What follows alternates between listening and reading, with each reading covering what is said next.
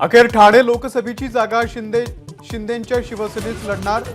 ठाण्यातून माजी महापौर नरेश म्हस्के यांना उमेदवारी मिळणार, एबीपी माझाला माहिती।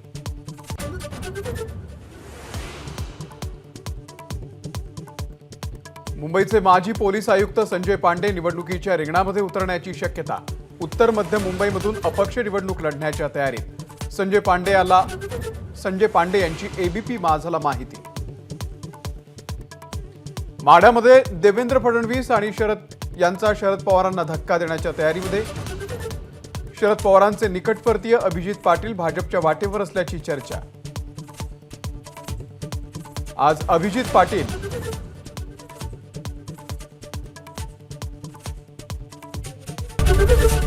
एबीपी माझा, उघडा डोळे बघा नीट।